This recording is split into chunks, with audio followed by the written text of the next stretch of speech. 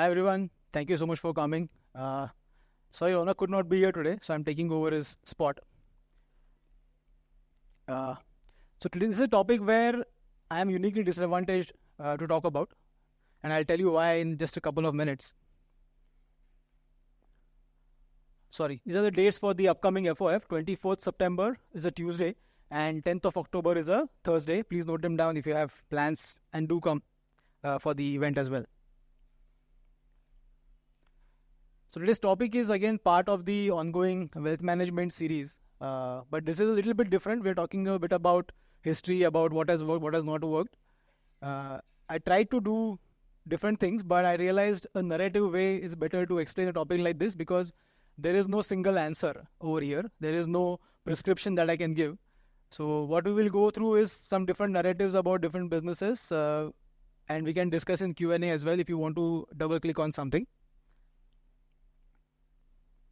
So coincidentally, I didn't know this, but I just went on the PPFAS YouTube channel, and on August 2016, 8 years back, I did a talk on business failures. And I didn't know that this will be again in August, but one part of this presentation was already covered in that presentation. So I won't talk too much about business failure because that's a known entity and we have discussed this already. You can always catch up with it. And we can also, if you have some questions, we'll definitely discuss. But today we'll talk about failure of a different kind where business families can get in trouble because they did not adhere to some basic logical things, which as an outsider I can make them out, but maybe a family has to make their own call if they are going through those things. So I began that presentation also with a slide called thank you. This is not the last slide. This is the first slide of that presentation. And that thank you was for all the entrepreneurs, promoters who start businesses and because of which people like me get a chance to invest and participate in that growth. But today also I want to start with a thank you, of course, to all of you guys for showing up, but also to people like this guy. This is an infectious person. His name is David Sendra. And infectious in a way about excitement for learning about businesses, excitement for learning about different business biographies. And this guy has a podcast called Founders Podcast. And one of my most listened to podcasts, if you see my podcast app, will be Founders Podcast by David Sendra. And I just have to tell you to listen to it because I cannot express the adrenaline rush that he gives you after you listen to it. And you just want to go home and buy that book immediately and read about the founder he discusses. So people like David Sendra and even the authors who I will refer to later on, who took the time and the effort, spent decades of research in uncovering data about various businesses, various business families, founders, and how their companies have worked in the past, because of which people like me also get a ringside view or a outside person's view to see how that business ran or how that person thought in history. So this is what I was saying, my unique disadvantage for today's topic. So I'm not an entrepreneur. I'm not a founder of any business, nor am I a business manager running a company on my own. But what I am is an analyst and also a very passionate observer of all these things related to business. So maybe this gives me a third person's point of view. I can zoom out a little bit and see what's going on. But I don't have the first person's point of view. I don't have the behind the steering wheel point of view. And if people in the audience who run their family businesses feel like correcting me, I think you should. So the genesis of this talk was this quote, shirt sleeves to shirt sleeves in 3 generations. Now, this is a very catchy quote, and once you start reading about it, you come across all the other references. So the references can be in a Chinese proverb that says rice field to rice field in 3 generations. That means the first generation was working in the rice field, they came across a business opportunity, started the business, and they could elevate or lift themselves up from the rice fields to become very wealthy. The second generation then enjoyed the benefits of the first generation's efforts, and they also could prosper and grow that wealth over a period of time. But by the time the third generation came, they could not sustain the growth of wealth that they have had. They could not sustain the habits that the first generation had inculcated to become that wealthy. And they squandered away all the wealth of the family and again went back to working in the rice field as a laborer. Or maybe they started off with shirt sleeves and then again went back to shirt sleeves instead of wearing a suit and tuxedo. So the whole point is the first generation builds the wealth, the second generation maintains the wealth, and the third generation squanders it. And you know what? This looks like too clean cut. It's very difficult to not quote this every time, but it looks so clean that you have to ask a question whether this is actually real or not. So it's generally referred to as a curse in business families where generational wealth is destroyed in 3 generations. And it's always interesting to ask the specific question, is this curse real or not? And the answer is not so straightforward. So it really depends on who you ask. And I'll give you context for both of these things. I'll urge you to be very honest. I will be like David Sindra today, and I'll tell you, if you haven't read this book, Fortune's Children, you have to read it at least twice.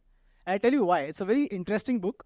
Normally, if you want to read about a business family, you will get to see a narration about how great the family is, especially somebody who is from the family, Vanderbilt family.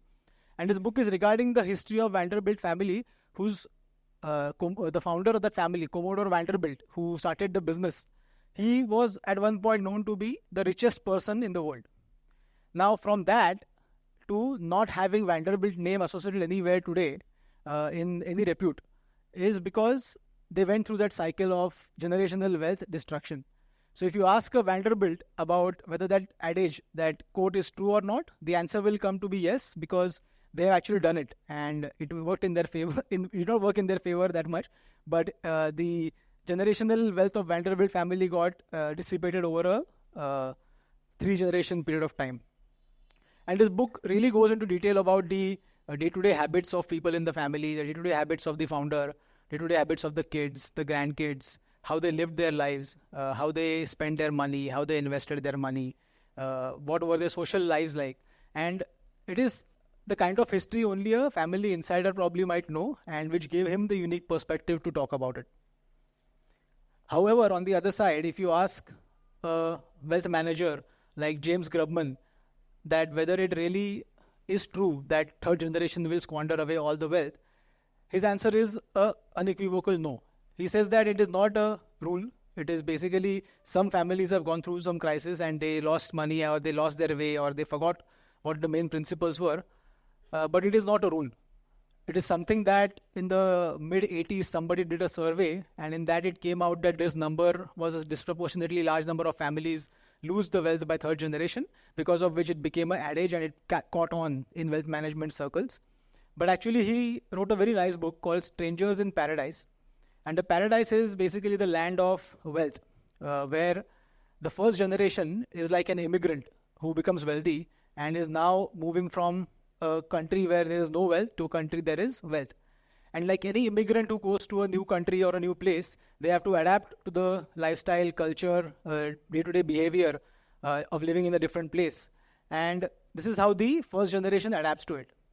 His whole idea is that it's a evolution and adaptation to the life of wealth, and which will need very, very different rules, very, very different psychological tools to adapt to that particular way of life. And it doesn't really matter if you're in the generation 1, generation 2, generation 3 or beyond. The rules of how to live with wealth more or less remain similar. So if you still end up squandering wealth, basically you did not follow some of the rules, but these are very straightforward things. Most of you already know all these rules because we also invest our own money probably in the same manner. But this is a good analogy to have, that you're not a tourist in that location, you're actually an immigrant. You have now become wealthy and you intend to stay in the land of wealth for as long as possible. So in case if you guys are curious about how the Vanderbilts live their life, there's a fantastic show called The Gilded Age on JioCinema. It's an HBO show. Do watch it. It's, I think, finished its 2nd season just now. Maybe 3rd season. I've not seen the latest one, but 2nd season has definitely come out. So the Gilded Age is a period in the last 50 years of the 19th century where they show all the opulent lifestyles of all these families, the Astors, the Vanderbilts, the Rockefellers, and what these people are preoccupied with as a family. And this is documented history, which is dramatized, of course, but it is more fun to watch it this way instead of a documentary, because we could not put a camera in that place at that time. This is made by the same guy who made the show Downton Abbey. Now, the Gilded Age is about the American families, the business tycoons and the business families, whereas Downton Abbey is about the generational wealth which comes from being part of the royal family's extended cousins circle. and they talk about this. They show this one family, and this is actually a very good show. It shows the class divide as well as how the classes live together in a same household that they're living in. So Julian Fellows is the guy who made both these shows, and I think you will love both of them. So Rajiv, in one of his talks, I think in December 23, spoke about what to do once you're rich. So I won't go into too much detail about that because he's already covered the entire gamut of that topic. But it relates to something like this. So most of the families we're talking about are already wealthy, and they will have to adhere to the same principles Rajiv discussed in his presentations anyway. And also I won't talk too much about business failure, but we can do a Q&A if required. So this is what I observed while reading all these biographies of business families, even wealth managers who have written very nice books about how wealthy families grow their wealth and sustain their wealth. It usually happens in this way, that there are these three segments. In one segment, there is a segment where they thrive, they create a business, they grow the business, they enjoy the fruits of that labor. Another segment is the adjustment period, where you are trying to get used to the kind of wealth and kind of opulence around you. And the other area is complete acceptance that this is now your life. There is nothing else beyond it. You cannot go back to your old life, and this is the new life you can get. Now this entire process of thrive, adjust and accept can either happen in the single generation or also happen across different generations. So you can, for the ease of looking at it, it might look like generation 1 is thriving, generation 2 is adjusting, and generation 3 has no option but to accept because they are born into the kind of wealth that they are born into. But for sure, it can also apply to the family members of a wealthy family who are not directly in the business, but they are benefiting from the fruits of the labor of that business, and they will also have to go through the same period of thrive, adjust, and accept.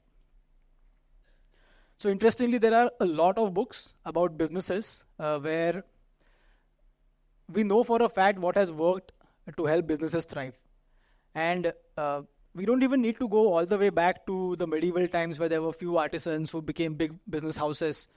We know some of them in the German or the European context.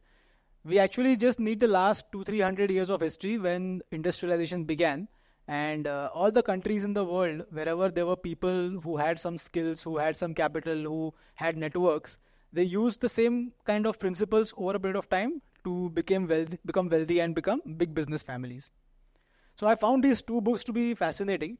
Now, depending on how heavy a book you can carry in your hand, pick one of them, but both are equally good, I would say. This is heavier, of course, because it goes back to 3000 BC till 2000 AD. But this book is a very nice, breezy read, I would say. It does not have too much stats, but it gives a good context of a lot of research, including research done by Mr. P.N. Agarwala. And this book was published in 2018, so it gives a little bit of more context about the last 20 years as well, what has happened in the business world. And the interesting part is the lessons that you can read from any business biography if you read, or a book like this which compiles everything in one place, are more or less the same. So let's look at them now. Again, it's nothing new. Most of the things we already know, but it's good to sometimes summarize from a 10,000 feet view as what's going on. So the first and most important thing is that before these joint stock companies, the kind of shares that we own in companies, this concept has been around for a long time. The first recorded concept of a joint stock company was in the 12th century in China, but it has been more popular in Europe, maybe when the Dutch started using it as a form of exchanging shares between companies, and that's how the first stock exchanges also came up. So interestingly, there are two ways of running a business. Even today, you can set up either a joint stock company or a partnership. In partnership, you may have unlimited liability in many cases. We set it up like that. But the joint stock company's unique features were that the liability of the people participating, the shareholders participating, is limited only to the capital of that company. And also, you can set up partnerships with other companies, other individuals who bring unique skills to you. And then you can become a co-owner of a company, just like a JV that we have nowadays. Or you can have like a holding company structure where all the relevant business units that you want to create are separate companies as either wholly owned subsidiaries or partnerships, JVs, or what have you. So this is a very unique thing that actually cleared the way of legally organizing a business unit. And then you can recognize it as an individual entity, just like an individual owner or a promoter.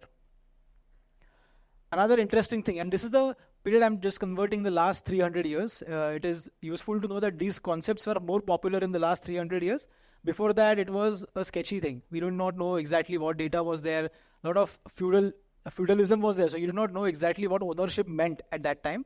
But this clearly defined, a certificate clearly defined your ownership in a particular business unit. We also had the evolution of corporate banks in this period. So banking, if you go and read even Shakespeare's work and all, you'll see that banking was present at that time. Moneylenders were there, but there was no concept of a shareholder-owned bank which did this as a business to lend money to people or businesses. So this corporate banking, where different shareholders will own a bank and they will lend it to people and different businesses and build a portfolio of borrowers, came about in the last 300 years in a much more pronounced way. And interestingly, in all the geographies, all the countries where banks existed, it was very, very easy to get working capital loans or short-term capital for funding requirements. But it was extremely hard to get long-term capital. And that was a unique way of some countries where they realized that trusted networks were established. Then they realized that this particular country's banks were more capable of giving a longer-term loan, and that's how they scaled their lending businesses. But if you wanted to invest in something internationally, if you wanted to give a loan to some other company in some other country, that never used to happen. So that happened in the last maybe 100, 120 years at scale. But before that, you could easily get short-term capital if you wanted for working capital needs. But any capex, you fund out of your own cash reserves. Another interesting thing is negotiable instruments. Now, if you look at like the Babylonian tablets, which have been around for thousands of years, you would see some of those tablets having mentions of this person bought 10 goats and he owes so much money to so other person. So negotiable instruments of that form were also been there for thousands of years. But the ability to trade a negotiable instrument, like a bond which is traded in the market, that only happened more recently compared to the context of 5,000 years. Maybe it happened in the last 200-300 years at a pronounced rate. And this actually changed the way of transferring risk from one person to the other. So today you have lent money to someone, you got a bond in return for that, which has a coupon coming to you, interest rate coming to you. You want to give it to somebody else, you no longer want to use that debt. You can actually price it and sell it in the market where there is a liquidity for that kind of transaction. So ability to trade a negotiable instrument, which is in the form of debt, became an important source of business financing. Another interesting thing was the development of commercial law, which anyway has been coded. So again, this goes back thousands of years. But to actually codify, have a system of courts, have a system of lawyers representing you, and making sure that the enforcement is sensible over a period of time, this became a very important source of comfort for people investing not just in their own countries, but investing in other countries as well, as international trade grew in the last 200-300 years. The most interesting part, which I think most business families are acutely aware of, and this I know only from context of reading about other things, is the involvement of the government or the state in any business or a sector is a very, very important factor to understand how much you can do work in that particular sector or where your power lies as a business house. And also in many cases, the lack of involvement helped a lot. So I'll give you a context for state involvement. So you may have heard of Carnegie Steel, you may have heard of JP Morgan, all these big families. In any of their activities that they were running, they were probably equal or large in terms of balance sheet of several countries in the world at that time. And yet they needed the state to get involved in giving them concessionary terms to run their businesses so that they could make consistent profits as manufacturers in America, and they will not get affected by the cheap imports from other countries. So creating a tariff barrier is a job that the state can do. Now, whether it was done by lobbying heavily or the law was tilting in favor of citizens, we don't know. But it's interesting that the state involvement really helped build some of the large fortunes that we know of today. And interestingly, if you see the last 25-30 years, the growth of technology sector, where although the ecosystem was created by the state to make sure or enable these companies to exist, yet the regulations are now catching up. So you are now seeing regulations on digital advertising, you're now seeing regulations on how social media should work and all those things. So the lack of involvement sometimes can help other segments thrive when the government is not looking at you directly or is not incentivized to look at you directly. And last one, which we intimately are aware of, is the benefit of expanding capital markets across the world. So this is not new that people were investing in stock markets across the world. It's been happening for a long period of time. But bulk of the money invested by people was in the local capital markets where they knew what is happening. And occasionally you would have read in those past bubbles, South Sea bubble or some Mississippi bubble, where people from UK would have, somebody has sold shares of that company in UK of a fictitious or a fake company in the US, and that becomes like a stock that they want to own and invest in. So capital markets expansion, you can raise money through equity very, very easily across borders. At the same time, debt is also available across borders. So these are some of the very, very well-known, I would say, salient features which allowed businesses to grow and thrive across the world. But interestingly, in India, there were some unique things that we can actually learn about. Again, caste-based business communities is all over the world. You will find different religions dividing themselves by those castes, and they will have their own subgroups where they will invest with more. But in India, you have all these business families which comes from different castes and different races, and they will have their own family networks. And interestingly, because in India they had these family networks, the external world was trading with the Indian communities.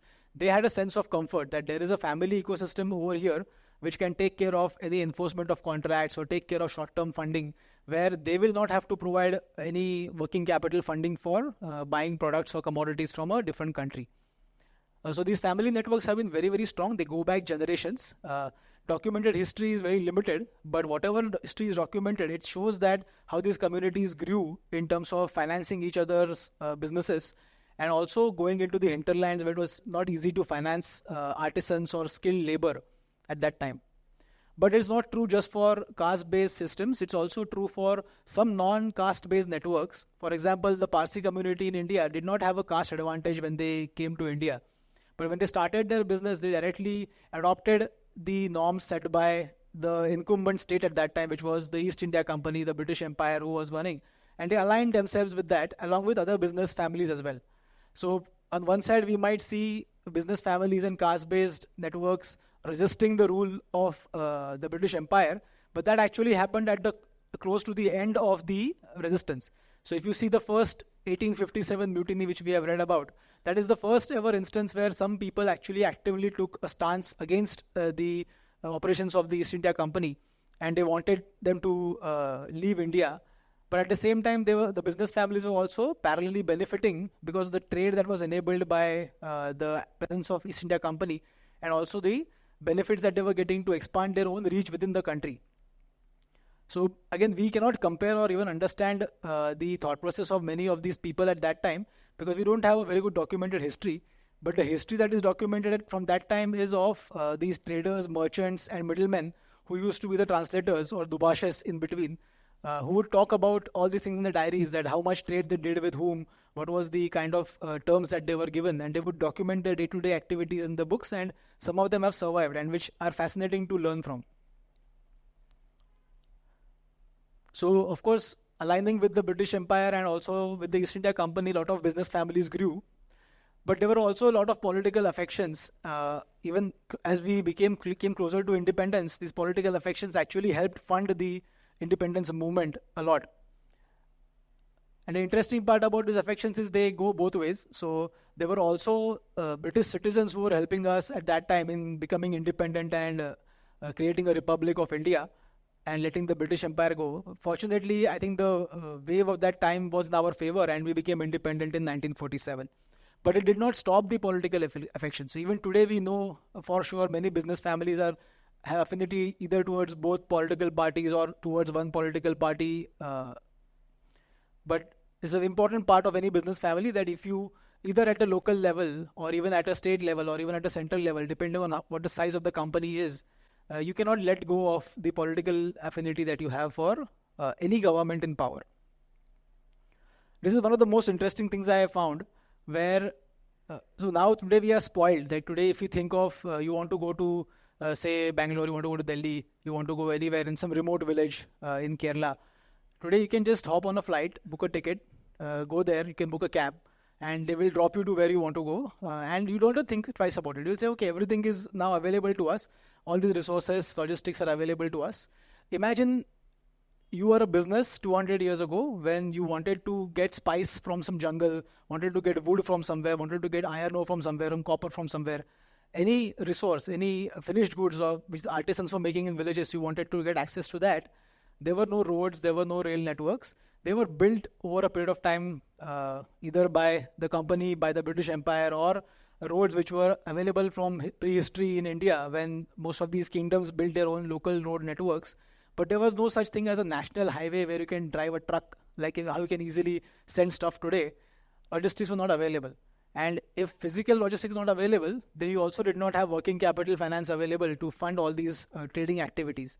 So all the business families, the caste-based communities we saw, they facilitated a lot of these logistics and working capital related needs of businesses and traders, which connected them to any international market that they could sell to. We spoke about this part earlier about contract enforcement, and some documents have survived where there were these contracts which were, of course, coded in a piece of paper as to what should be done if somebody defaults on their obligation of delivering something.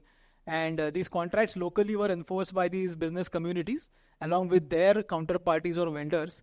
But if you see all this, the entire part over here so far has been about trading activity. Now, trading activity is something we know very well, that it depends on the price of the commodity, demand globally, over capacity somewhere, under capacity somewhere, high demand somewhere else. And this is not very linear. It sometimes can actually backfire on you if you lend money to the wrong people. So these trust-based networks really helped in the trading activity scaling up or scaling down. And most interestingly, if you observe some of the business families which have survived and thrived, especially from the early part of 20th century, just before India got independence, most of these families decided to pivot or change from the trading activities only to going into certain industries. So there was a boom of textile manufacturing, there was a boom of making garments, there was a boom of processing food items, there was a boom in steel industry, there was a boom in mining activity. So all these different industries which otherwise were not part of the trading business, they went one level up and started manufacturing the commodity themselves. And this is where the unique difference happened between what they were doing before and the ones who did not pivot, but they thought that trading is their only business. They actually lost out, and those names are not even visible. In fact, they're visible only on the streets in Bombay or some other port cities or trading cities as memories of these people existing. But you don't see these families' names as some of the top families today. Now, I envy people who have this kind of history. Like, for example, if you read this book by David Nasaw on Andrew Carnegie, I think it's one of the best written books about Andrew Carnegie because I think it's the last book written on Andrew Carnegie, and it fact checks a lot of the previous work that other people have done, including Andrew Carnegie's autobiography, where he embellishes himself a lot that he was much better than what he claimed to be. But David Nasaw does a lot of fact checking for the readers. It's very interesting to see the level of detail available in some of these countries where there's a place called the Library of Congress, which has all the business correspondence of Andrew Carnegie, which was donated to the library after a while. And it is interesting to see why they would do that. Why would the family donate personal correspondence and communication? But it is actually a rich pool of data about how people thought, how industries worked, how that business worked, or how the country worked at that time. And it gives a good historical edge to anybody who want to study it. Same thing with Ron Chernow's book on John D. Rockefeller, where Rockefeller family's archives, their business activities, everything is documented. And it's not just from the point of view of their own communication, but also the ecosystem that talked to them. They also had a lot of archives preserved, which gives you this kind of information. Unfortunately, in India, we don't have this level of detail as to why somebody did capital expansion at, say, 1910 in some part of India. You only know that they did because that property exists or that record exists of paying some taxes or stamp duty by their family. But you don't know why they actually thought and expanded themselves. So yeah, we don't have that, but we have the data that something happened in India. But I think going through books like this gives you the same context, the same data that we saw as to what helped businesses thrive, is covered in this, but in the far more detailed and colorful context. Another wonderful series of books, if you really are geeks about the banking industry, is to read about the House of Morgan. And it is astounding to know the size of this business family at that point in time, where the House of Morgans were responsible not just once, but twice bailing out the US government, bailing out the government. Let it sink in for a while. So again, it's a very, very mercurial personality, but extremely cutthroat, ruthless. At the same time, if you see all these people, in their business activities, they behaved in a far different way than they behaved in their charitable activities. So the House of Morgan covers the entire history of the banking industry from the point of view, or the first person's view of the Morgan business family, how they were the State Department. So before there was any CIA, their offices globally were used as safe houses where people would exchange clandestine information. So it's quite interesting to see that a family could have that kind of influence where the State Department is run in parallel with the banking operations. And the Warburgs, again, are a very interesting bunch. Now, again, over here, when we say caste-based communities, this actually is the dichotomy in the American business fraternity, where if you read about the Morgans, it's mostly the Christian-dominated banking side, which did not mingle too much with the Jewish banking side. So companies like Goldman Sachs, Lehman Brothers, and the Warburgs, they are from the Jewish fraternity. They scaled their businesses and became big as well. But it's interesting to see somebody like Paul Warburg, who was one of the patriarchs of the business family, was one of the first board of directors of the Federal Reserve when it was founded. So these histories, the reason I'm sharing this, and I will come to that point later, I have one more point to share about. Now, if you want to just look at European history about businesses, look at the financiers, look at the people who bankrolled all the companies and entrepreneurs in Europe. And you will learn a lot about how ecosystem of businesses developed. We saw some of the main points earlier about what really worked in favor of businesses, but it needed money. It needed somebody to bankroll, somebody to take the risk, somebody to take the advance, somebody to imagine that this business can do better and generate cash flows, which can pay back their money over a period of time. And Neil Ferguson does a fantastic job of covering almost 201 years of history of the Rothschild family. But why study this history? The whole point is can I summarize everything for you? Of course I can, but I won't. So why study this history is very interesting. So in the Black Swan, Nassim Taleb writes that people who fail, they do not write their memoirs. Or even if they write, their memoirs are no longer valuable. So in the book he mentions that if somebody says that I have failed as an entrepreneur, I want to write a book about that failure, how many publishers will actually allow you to publish that kind of book? Very few.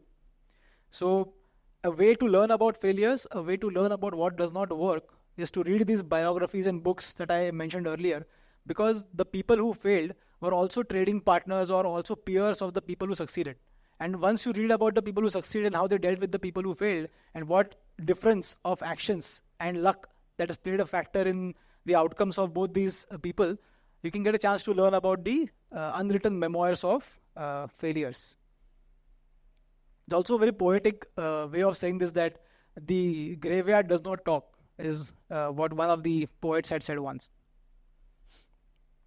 So again, the reason we study the history is to make these very simple observations, which many business families who have strategically thought about their family as a business would have anyway done or implemented, but it's worthwhile going through what these other business families did globally. So one of the most important things that any business family had in the global context is the presence of a family constitution. So either the first generation people, as they grew older, they realized that there has to be some rule of law, internal rule of law within the family, or a code of conduct of how the family should look at the business and how they should behave in the context of the business. And they built a family constitution.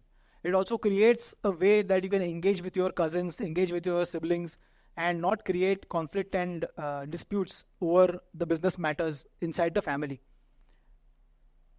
Another important aspect of most of these entrepreneurs, most of these founders of business family, is that they had a very clear-cut understanding of who is going to succeed them after they will no longer work in the business.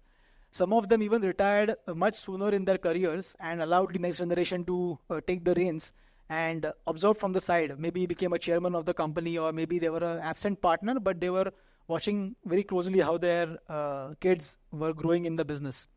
And they, of course, had the same apprehensions as any family patriarch or matriarch would have, that whether my child or my children will do well in the business or not, and whether I will have the ability to understand or guide them when required. The biggest challenge for most of these people, the apprehensions came because when they started these businesses, when they grew these companies, they were of a certain size. But after a while, when their kids participated in the business, joined the business formally, these companies had become so large that they needed a lot of external support as well, along with the patriarch or the matriarch telling them how to run things. So these apprehensions were quite well founded, and in many cases, businesses have failed because the siblings or the other family members could not run it the same way as the original family members did. And interestingly, you read a lot about the solutions that they came up with. So you might know that somebody wanted, for example, in JP Morgan's case, I said it is parallel to the State Department of a country.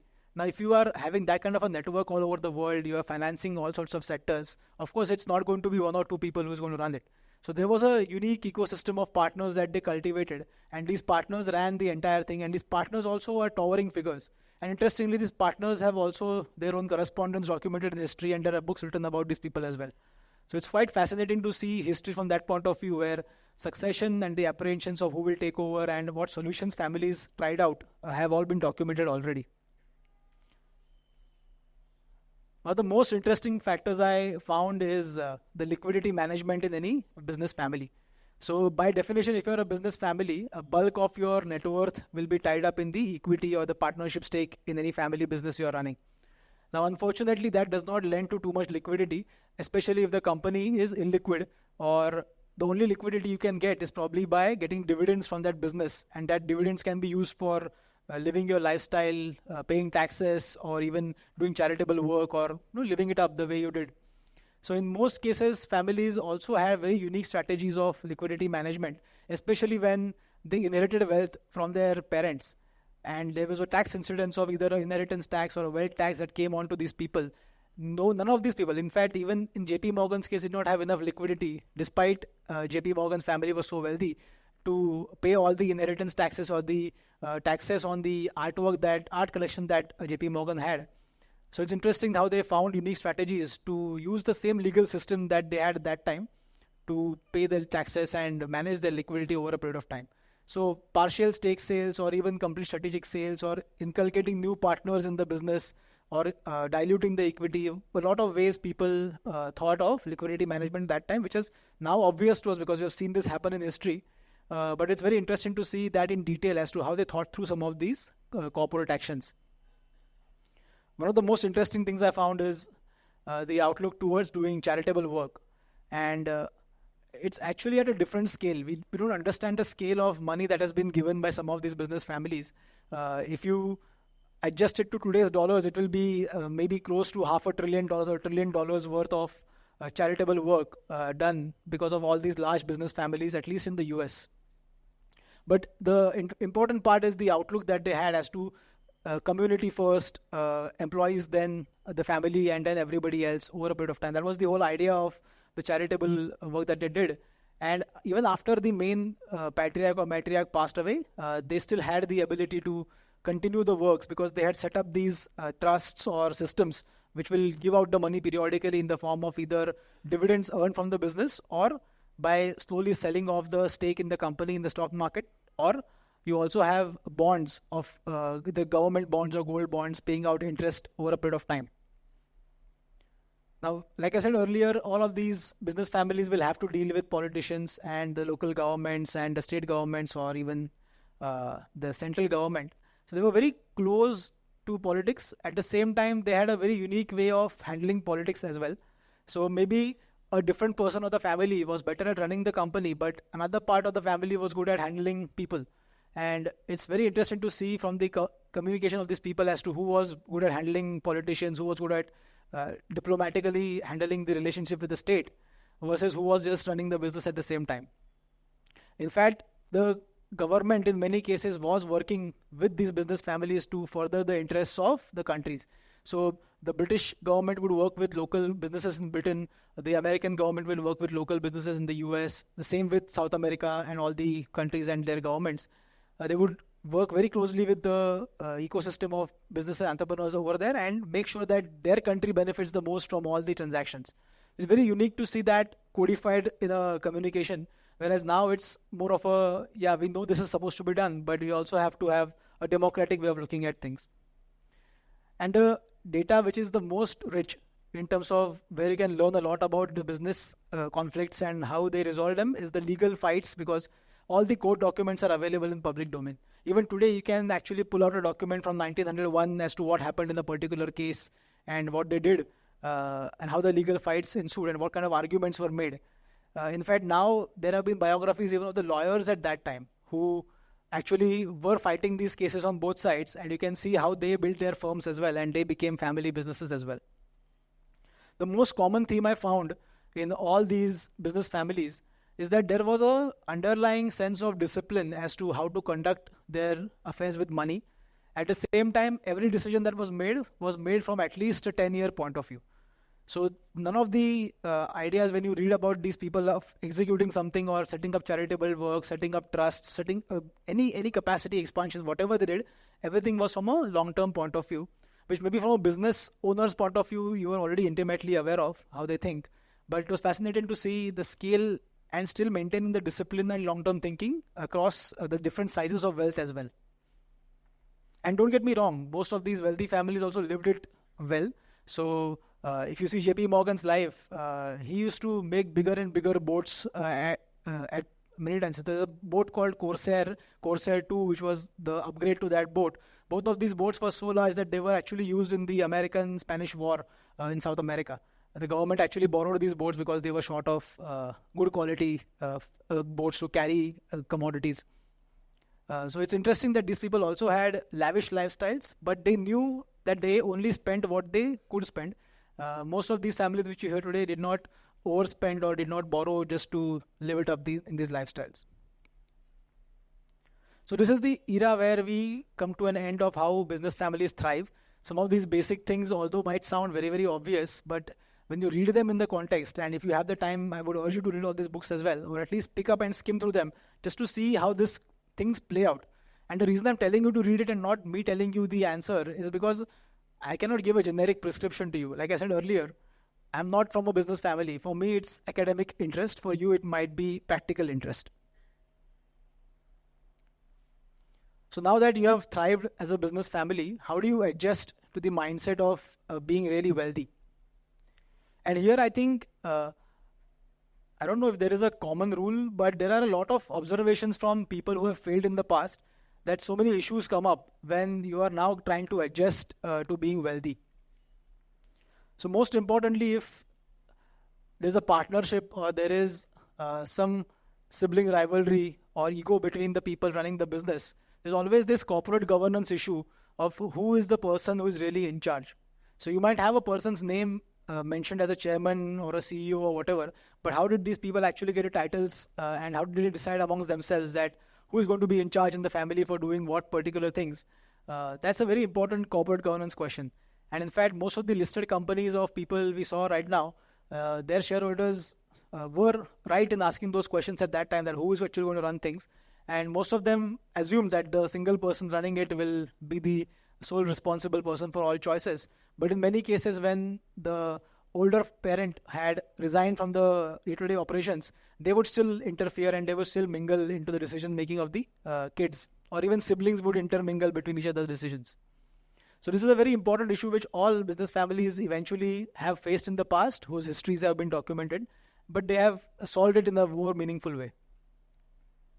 I mentioned earlier about the challenges of liquidity management, but there's also for the business, there are challenges of raising capital to scale. So like I said earlier, when commercial or corporate banks were not at scale to fund these large businesses have only two ways of raising funds for themselves. One is to use internal accruals to reinvest capital, and the other one was to dilute equity by selling shares to somebody else, or by borrowing money from whichever means possible, mostly through bond issuances to the public. So again, these are all fraught with debatable concepts where, so this is today we live in a world where we are spoiled by regulation, where we know that we are protected to some extent from insider trading, protected to some extent by not investing in fraudulent securities. This is a complete wild west where all securities were traded, investment bankers took enormous fees, and they made sure that all papers got placed wherever they wanted money to come from. So this is a very interesting place where the chance of the family to lose control of a business was very, very high. And regulations over a period of time, at least in the US, have been created in such a way that the promoter families can actually have a small percentage equity stake, but can have a larger control of the overall business. Whereas in India, we don't have such differential voting rights. We generally have one share, one vote kind of a system. I think we are slightly more progressive as compared to some of these developed markets, but this is an interesting way to mitigate the problem of dilution of equity, which many businesses figured out in the past.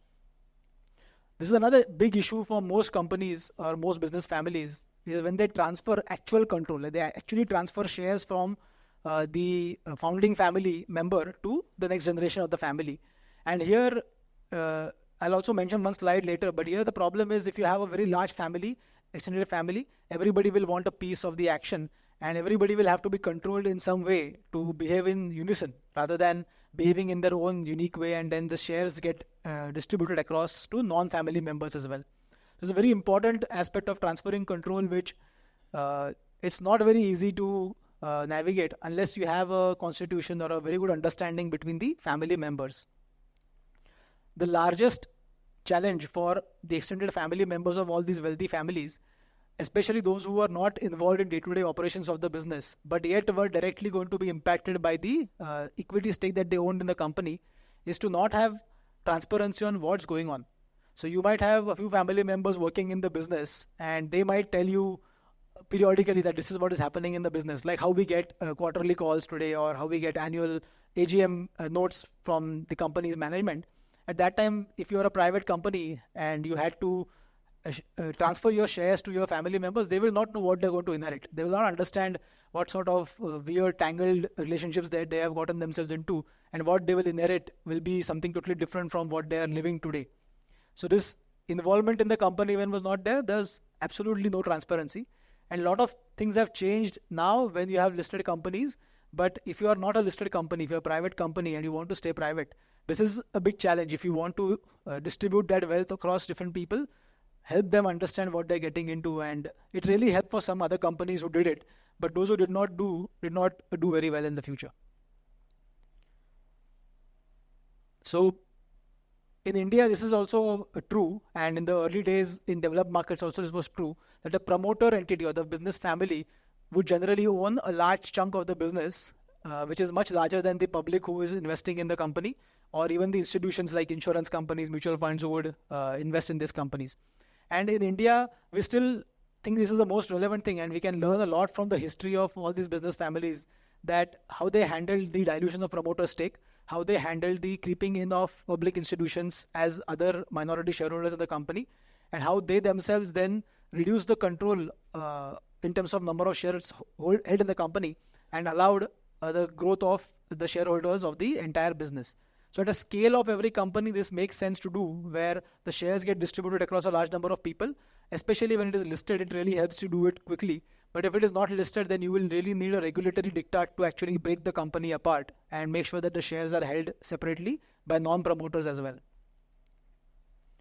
This is also true today, which has not changed surprisingly after so many years of using, is that the family reputation of the promoter as to how they are in conducting their business, behaving with their vendors and people in their ecosystem, is actually the reputation of the business in terms of governance. So today we jokingly say Hyderabad promoter, Delhi promoter, and all these things. But I think it goes from a historical context of people who have burnt their hands by dealing with people in that region. And it may not be true for all businesses. It might create mental biases for us. But it's interesting to see that even at that time, all these families really guarded their reputation, how their family members spoke in public. In fact, if you see the German families who are the wealthiest people, like the families who own BMW, Volkswagen, the retail chain Aldi, I will challenge you to find at least 5 recent photographs of these people anywhere on the internet. You will not see them anywhere. You will not know how they will look. You will not know what their families look like. They're extremely paranoid in terms of being photographed in public. They're very, very private people. On the other hand, you will see the CEOs in the US or other more developed Western markets Usually, you'll see them on Instagram and post their day-to-day activities or whatever they have been doing. So it's interesting to see that a dichotomy of people and their behavior as business families and how they project themselves to the world. And it all comes back to the reputation of the family and the reputation of the governance of that particular business. This is again a very interesting and even relevant even today, is that how much bandwidth does the business family have to run the different complex aspects of the business as the business grows. So you might have 2 or 3 members in the family who are very well versed about how the business works, but as the business has scaled, do you have the ability to delegate authority to other people and let them also come up and become business managers? So most companies which have become larger, they worked in this model where the founder was hands-on, knew everything about how the business worked, but as the business scaled, it became actually more relevant to give charge to some people of smaller components, and then you oversee the overall picture. So it can be a family member who you induct into the business, or it can also be an outsider. And the entire history of management theory from the past 120 years, which we have learned about, is actually catering towards creating more management bandwidth in businesses that are running today. The entire MBA course is essentially feeding towards this.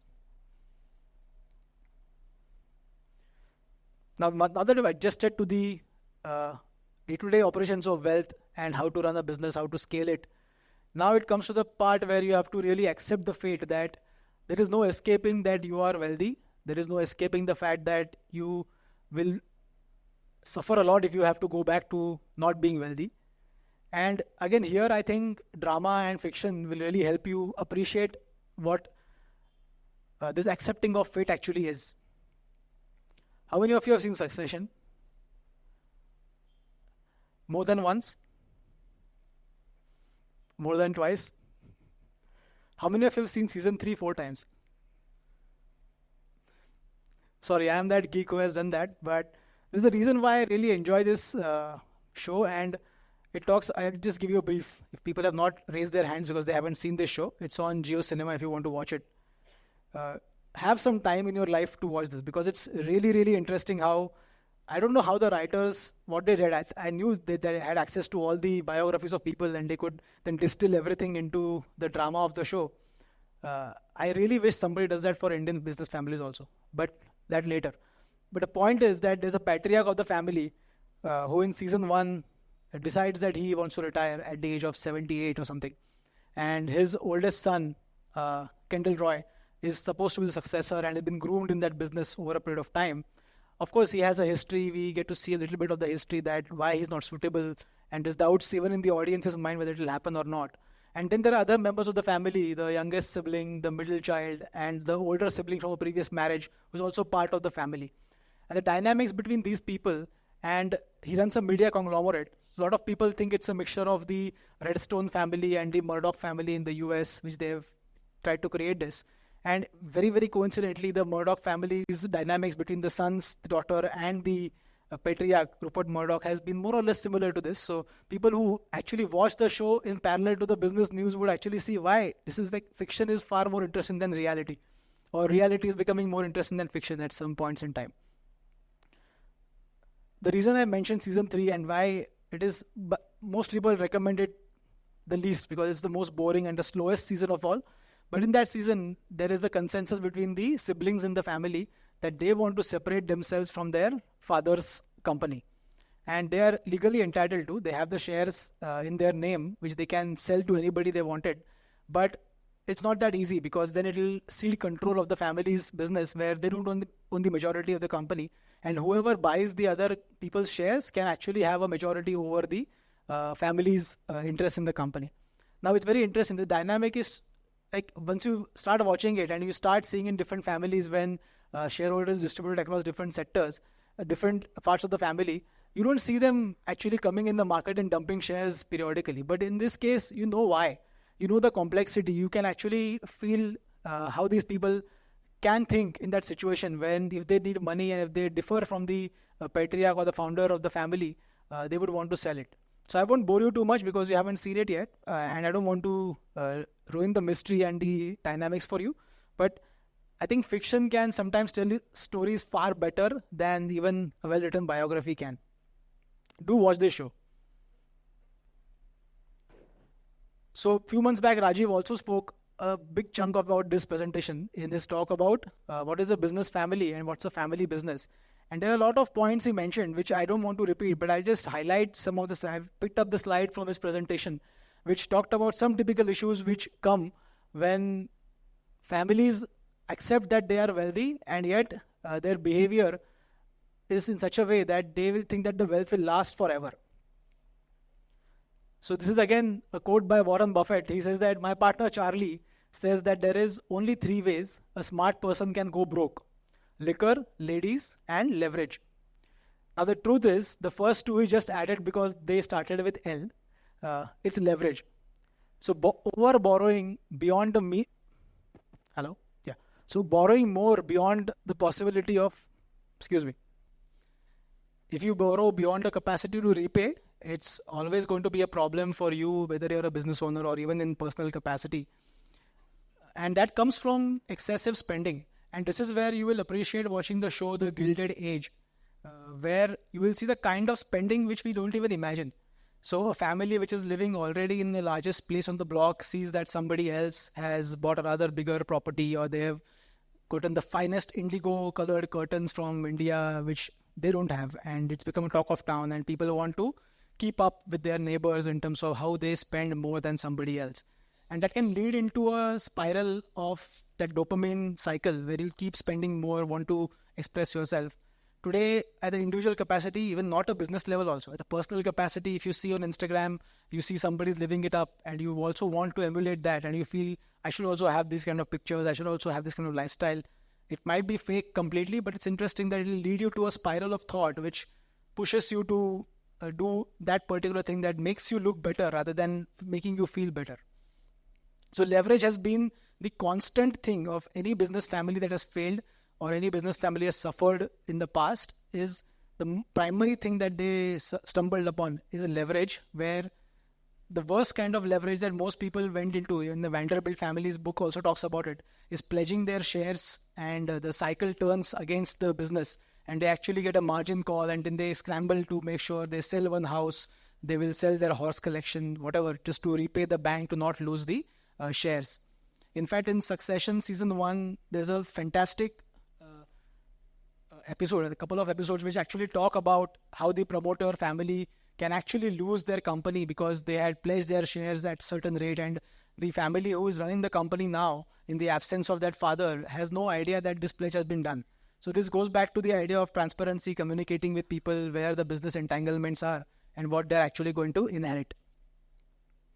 So I don't want to go into all of this. Rajiv has covered them very well. I just wanted to highlight that this presentation exists, and we will definitely enjoy a different context about this talk when you listen to Rajiv speak about family businesses. But I also found while reading that there are some other issues as well, which are also worth highlighting and summarizing here.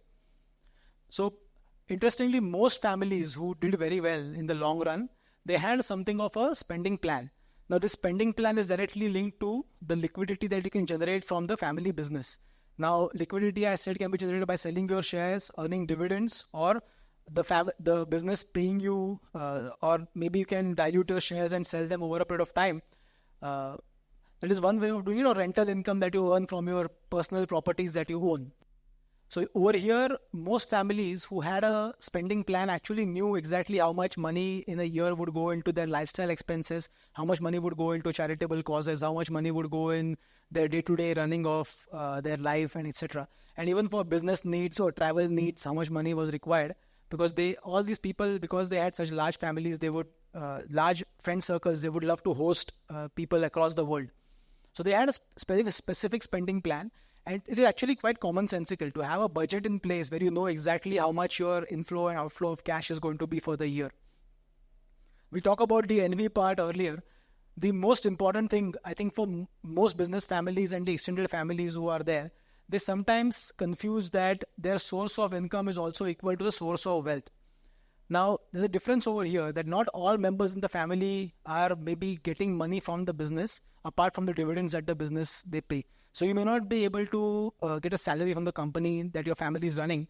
Maybe your occupation is something else. You're working as a different professional somewhere, or you have your own company somewhere as well. And your source of income is different Your source of income is different from the family's source of income. But at the same time, the source of wealth for the entire family is same, the net worth of the shares of the company that they own. And this is the confusion where people sometimes pledge the wealth in order to get some temporary income for meeting all their life spending needs. A sure shot way to fail, and this is where most of the corpses lie, is the giving of personal guarantees for the liabilities of your business. And here essentially you are open to unlimited liabilities. So if your business has borrowed money and over borrowed, and you are saying I will personally guarantee the business's debt, over a period of time you have seen even business families in India suffered a lot because of getting personal guarantees. And of course, there is also a matter of fraud where you never intended to pay the money back, and these personal guarantees came back and took away all the assets of the promoters. The last point which I also mentioned is in my presentation on business failure. I won't repeat it. But the more interesting part is the part about competition, which most family members will not be aware of. Maybe the people running the day-to-day operations will intimately know how competitive they are versus the other peers in the market. But to notify your other family members as to how to behave competitively and train them is actually like any sport. It's not something you can just tell people on a piece of paper, this is what you should do. This is a habit that people have to build as to becoming competitive. In fact, Succession will tell you in this that how the father competes versus how the son tries to compete. So coming to this, one thing we demystified that rule of families losing all their resources in third generation, that is not really a reality in the world. There are a few families who have done that, and in very colorful ways. If you read the book on Vanderbilts, you will appreciate that concept of rice paddy to rice paddy in 3 generations. But it's interesting to see that another question comes to your mind, that despite all these things, if you don't do things that I just mentioned, that the better families did, the better faring families did, are business families destined to fail over a period of time if they don't follow some of these principles? I think instead of me saying anything, probably pick up this book. It's not a big book. It's a very short book. But the value of this book is far better than me giving you any of the answers, is because the author of this book actually asked the promoter families in India who are in the situation of running business families which are of various sizes. Some are small, some are much larger. And these promoters actually tell how they build the constitution of the family, how the family members are made aware, who is involved in doing what, and what kind of charitable works and what kind of giving back to society the philosophy of the family is.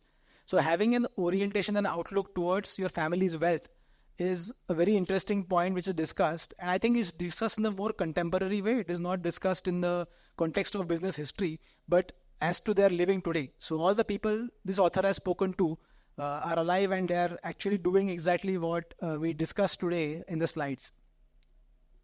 So fantastic book. And one last point before I let you go is to know that everything that we discussed today is about literally money. It's literally about the value of the business, value of the stake that these companies, business families have. And again, I'll go back to history a little bit and discuss this very short book called Death of the Banker. Now, it's interesting that it's not a death of a banker, it's death of the banker. And the reason why Ron Chernow, who wrote both these books we saw earlier on, The House of Morgans and even Titan, and even the book on the Warburgs, is that he mentions that at a point in time in history, not too far away, like 50, 60 years ago, banking industry had so much power that what products they could sell you at what rates and how you could invest as an individual in the world was very restricted. Irrespective of what regulatory framework and other things were there, it was still restricted. You didn't have too much freedom to do whatever. Even in India, the last 30 years of financial sector reforms are documented very nicely in this book called Slip, Stitch and Stumble. And the point that Ron Chernow makes, which we are all, even individual investors and business owners, have directly benefited from in the last 30 years in India at least, is the scaling up of the asset management, wealth management kind of industries, where we have so many variety of things to invest in, and we have freedom of choice now to invest in these things. So in conclusion, I think it is all good. Because of democratizing of financial instruments, we have far more access to diversifying from our family business income and family business wealth. Also, the kind of talent available today in terms of management bandwidth for your business, and also people who are managing your money for you, is also increased a lot. And you can easily access all the talent. You can actually reach out to any business, maybe invest with them, maybe pay a fee to them, maybe be a mutual fund investor in them. It's very, very easy now. And wealth management industry, as we know, is booming, and we have spoken about it in the past as well. Also, it leads to a lot of options, which leads to its own problem, where you have to now educate yourself to understand what options you're looking at. So it's a paradox of choice, but it's far better to have this paradox of choice than not having any choice at all. That's my view. And if you read the go-go years of Wall Street, if you read the history of the American industrial capitalism, you will see the regulatory oversight was so tilted towards favor of people who wanted to rig the system. Whereas now, over a period of time, over so many frauds, we have very, very strong regulatory systems in place where, of course, nothing is perfect, but they have improved. If you see them from the point of view of improving, I think we have improved a lot, including all over the world as well. And lastly, if you see the growth of the private equity industry or venture capital industry, there's a lot of strategic stake sales that happen today where the founders of the business, where they do not have the talent to run and manage these companies, they can actually tap into the management ability of other people who will come as a strategic investor and provide some support to these family businesses also. Thanks so much. I hope it wasn't too boring, but I hope you will pick up some of these books and TV series to educate yourself. Thank you.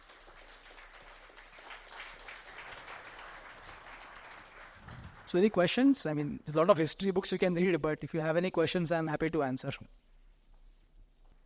Okay, Raunak, I have a two-part question. One is, how do you think about, jockey versus the horse question? I mean, business versus the manager. And then, across businesses, different scales. And second is, most of the richest families out of India that we know about, the Ambanis, Adanis, Birlas, all of them, they have the new generation taking over reins of different businesses, right? So, and plus, all of these organizations have been more or less institutionalized. So these are very well-run companies, have set of people who are running it beyond the families itself. So how much of the change can the new generation actually bring to those businesses? And then again, ties back to the first question that I had. Should we bet on the jockey, or should we bet on the horse or the business? I think, want to hear your thoughts. Thank you.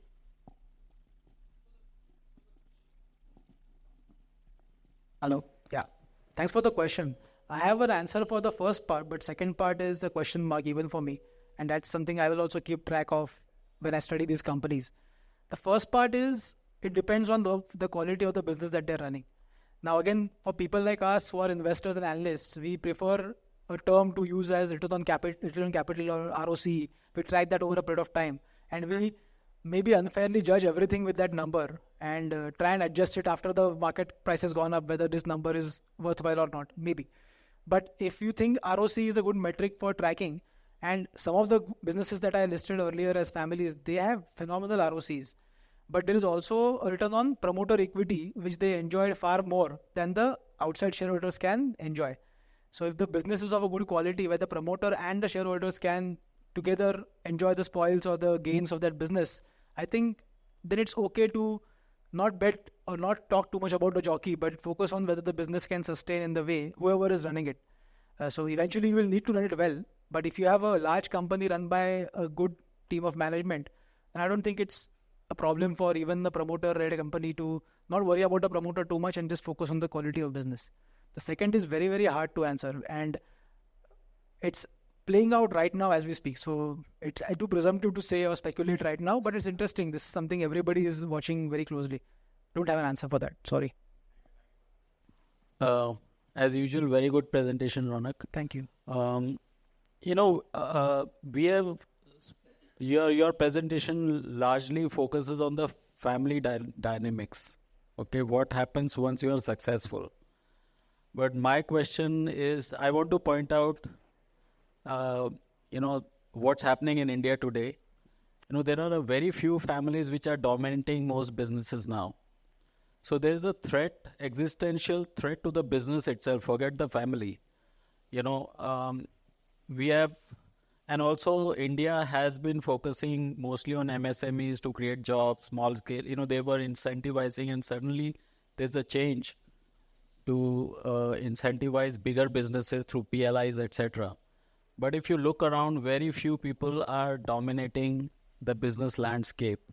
And uh, I won't name the company, but there are, just a few companies which are cornering or the joint venture with a display of their power, etc. Most of the international partners are also wanting to just tie up with those one or two or three families.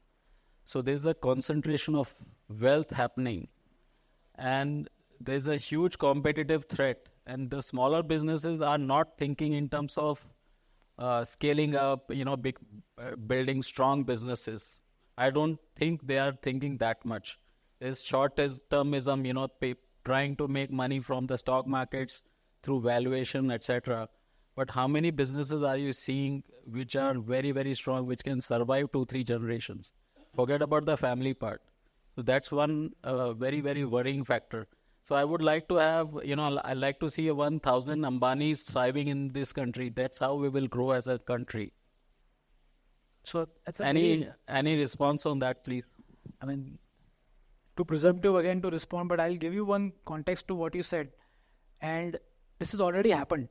So what you are saying about concentration of power as the economy grows and few companies or few business families becoming a large part of the economy has already played out. And if we follow by the same rule book of the Western capitalist ecosystem, it's going to happen in India as well. It has already happened in China as well, where despite the government's control on the economy in China, you have seen some families become disproportionately large in the same ecosystem of businesses, and smaller companies stay small or they wither away over a period of time, or they cannot scale up beyond a point. The reason I am a little bit hopeful is because a period of time has gone by where now we have at least the bandwidth of people and talent available to want to execute and scale something. So today, if you are a small business and you realize as a family-run business, you don't have the wherewithal to scale it to the next step. You might hire an outside CEO and see if they are able to scale it and bring the advantage of their experience to run that business. But this is unfortunately already played out. We are now just looking at the same tape, but in a different theater, I would say. This is going to happen where bigger families will dominate, bigger companies will dominate. The sheer reason is that they will have reinvestment capacity with their own capital. They will not have to come to the capital markets to borrow or beg for equity or debt. They will have their own cash flows to keep investing. And there will be a few, I would not say foolish, but little bit speculative business houses which will actually borrow a lot of money to do the same thing. And we have seen how those cycles play out in the past. So what you are seeing is the exact same thing that has happened in the UK, that has happened in the US, that has happened in any developed market like Japan, Korea, China, already played out. We are just living it in our context today. Thank you.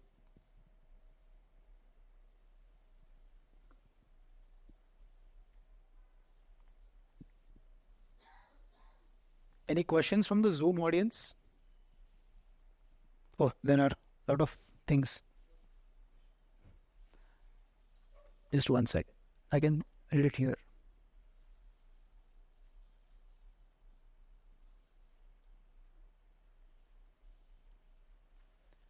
Pranay on Zoom says that I have read that Japan is home to 19 companies that have survived more than 1,000 years.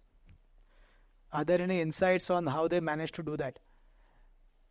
So there are a lot of business families, not just in Japan, who have a very long history, and it comes from the artisanal history of what that family was good at, or maybe they are beholden to a property or some assets which are strategic in nature.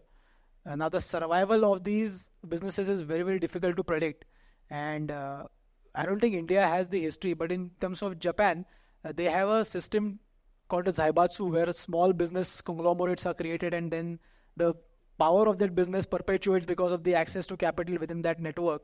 Maybe that has been one of the reasons of success for Japanese businesses over a long period of time, but I don't have a clear answer, and it is something that the reform has happened in so many iterations in Japan. In fact, if you go look at the early 19th century, when the Meiji Restoration is what they call it happened, the entire corporate structure of Japan got changed, and they basically started to become more imperialistic and wanted to take over neighboring parts of the world for themselves. And that kind of confidence only comes when you have capital and talent and everything in the country, which will give you that, I wouldn't say arrogance, but the confidence to go out and say, I will conquer a part of China, I will attack US, or all these things. So it has led from this 1,000-year history of these business groups coming together in combinations. But I don't know if there's a thread that I can pinpoint. Despite having read it, I don't have a thread or an answer for that. Sorry. Cool. That was the last question. If nobody has a question here, and we can chat afterwards also. Thank you so much.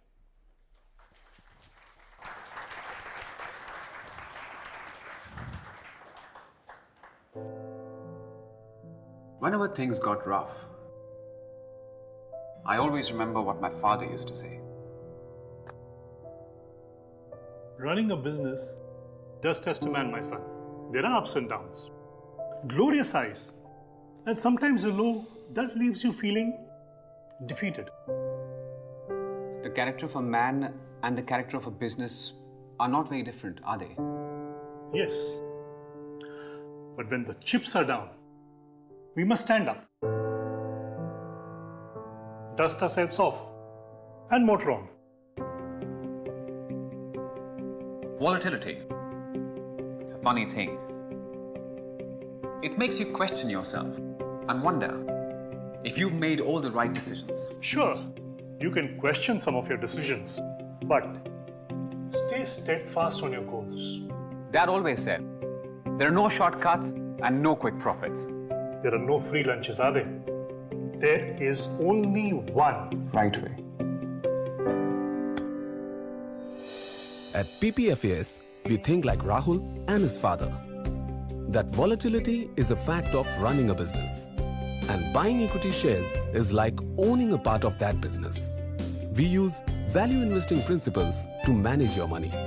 This means we invest in the right businesses at reasonable prices and for a longer term.